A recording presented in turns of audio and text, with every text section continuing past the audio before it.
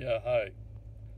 Uh, just a quick video about Quakers coming together politically, left and right, center, libertarian, left wing, right wing, conservative, progressive, liberal. Can Quakers demonstrate unity in love, oneness in the spirit, and demonstrate to the world that we are capable of having a conversation. If anyone's able to, Quakers should be able to.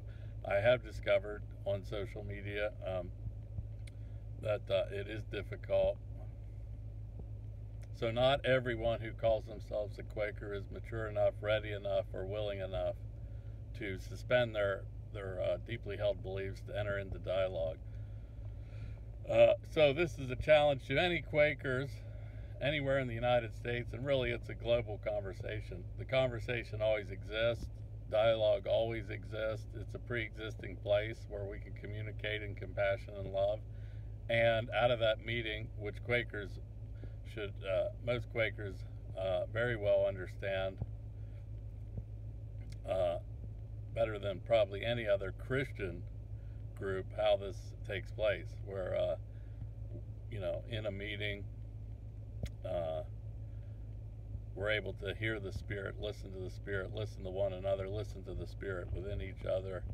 And even if we don't agree at the end of the conversation, there's compassion and love that encompasses and rises above the situation. So I've discovered that many people, or some people on social media, Facebook specifically, I suggest something and I'm attacked. In other words, talking about war taxes, talking about the state. I'm coming from a libertarian non-aggression principle position here. That's my position. And of course, in the dialogue, I would come in that position. I would come with the confidence in that position philosophically and religiously and in line with the teachings of Jesus. But to have the conversation, I'm not here to push it down someone's throat. I'm here to listen. To people who are also mature enough and willing enough to listen. See, that's how dialogue works. We're not having an argument or a fight. We already love each other. You're a human being creating in the likeness and the image of God. So you'll see I'm also coming from what's called conservative Quakerism. That doesn't mean that you're actually, or that you're a conservative politically. And anyway, so back to what I was saying. So some Quakers have one suggested that anyone that doesn't want to pay the war tax or pay excessive tax or pay tax at the point of a gun, who didn't believe that statism or violent state enforced rules, if you didn't want to participate in that you could leave this country. You're free to leave. Well, thank you. So anyway, yeah. So not everyone wants to, they want to, or if you suggested that in the criticism of Trump, you could suggest that yes, there is grounds to criticize and to be whatever concerned, and we should always be concerned. And then I suggested that we should also have been concerned when Barack Obama, who has been labeled by the left as a war criminal, Dr. Cornel West. I mean, this is an honest left-wing guy. I mean, solidly very progressive, Dr. Cornel West, and then the gentleman from Rage Against the Machine, I apologize, I forgot his name.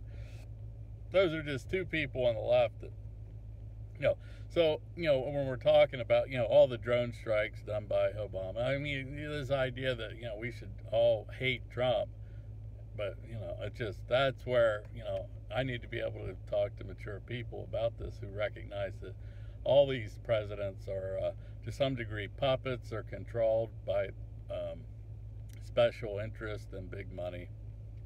The war machine, taxation, which leads to, people are paying for it whether they like it or not. It's like, you don't like Trump, well, that's okay. As long as you just keep paying. I mean, keep obedient to the state and keep paying your taxes. I mean, it's not a problem. You can not like him, but you're going to obey, right? Most of these people, and traditionally Quakers, were not obedient to the state anytime. They were leading the way in disobedience to the state when it violated a greater principle. That principle, of course, is love. and conservative Quakers would still to this day call it the love of Christ. That's the guiding principle, the golden rule: treat others the way you want to be treated. And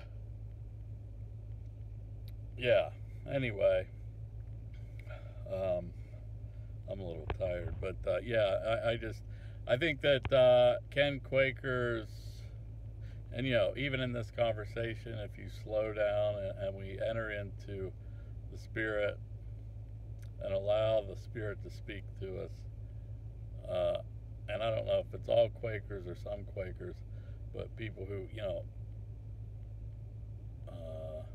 want to find solutions. So even if we don't, we feel that the state should do certain things and we disagree on what the state should do, can we agree that we're moving further and further away from anybody's idea of what America should be, what America used to be? I mean, some people, I guess it is difficult because some people feel like, well, America, America's always been terrible. It's a terrible place, and it's been racist and misogynistic, and that they're totally focused on the negative. And I don't know. I don't know how you can. I guess if you have a belief system that requires the destruction of everything that America has been and what it stands for, and you can't see all the good and the progress, and you're not greatly appreciative for the wonderful opportunity. I really, I don't think we're having a conversation, a dialogue with people with that belief. So yeah, if you hate America, we're not having a dialogue. If you don't identify all the greatness of this country in our freedoms and our ability to live and to progress and work through struggles and overcome obstacles for all peoples of all religions and races and persuasions, and we admit many mistakes were made in the past. There's no guilt on my part. I don't partake of any guilt for the wrongs done in the past. I'm responsible for my actions, my attitudes, and so I am responsible. I'm using an iPhone, and it might have been made by next to slave labor. So if anything, that's where I want to talk about. I want to talk about, did slaves make the iPhone I'm now making this video on? And I am confident that Quakers would say, you know what, if that's the case, and if it's not really helping people, I know that the Chinese workers who made it, I want to know, are they next thing to slaves? I mean, I was just listening to a book by Tucker Carlson, audio book that just came out, and this came up.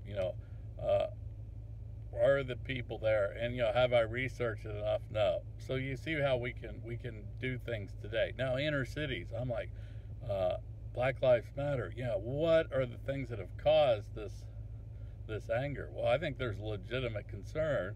The war on drugs and the inequitable punishments, where a black man with some crack cocaine got 10 years in prison, a white wealthy man, and I want to stress wealthy, because I think a poor white would have also gotten probably 10 years, but the rich man with the lawyer, he got 3 months, same amount of coke. One was in the form of crack that the poor man could afford. Yeah, so they want to divide and conquer. I would like to suggest that there are people who want to divide and conquer. I want to unify and arise in the strength of compassion. Have I always done so? No, we're all guilty of failure. I mean, I think anybody that comes and with self-righteousness, you won't be able to enter in. With pride, with arrogance, you won't be able to enter into conversation or dialogue. We have to admit we come with humility, undeserving of all the blessings we have, and very, very concerned with where we're heading. And I think Quakers should be able to, and have in some cases, in some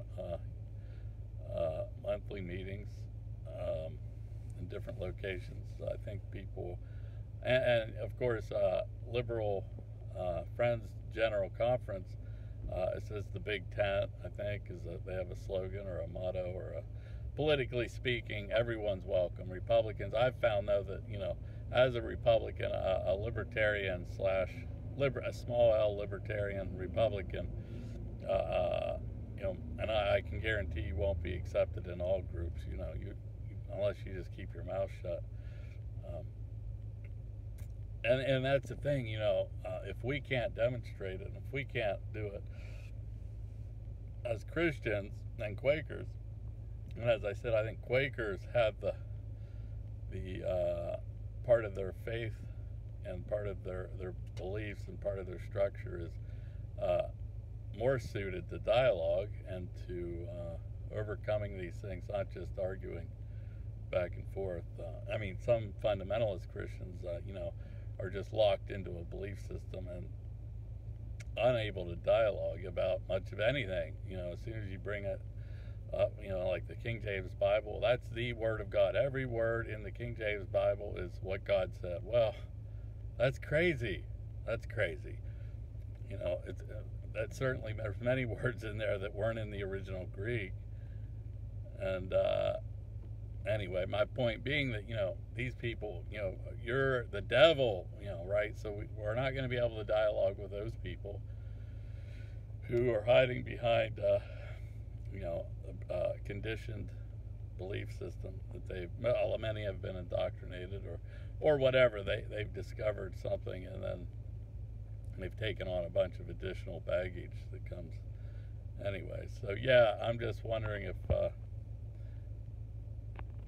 we can all get along. Yeah, comment, send me a message. Matsu Quakers on Facebook, and I'm Mike Whitney. Message me on Facebook. Thanks.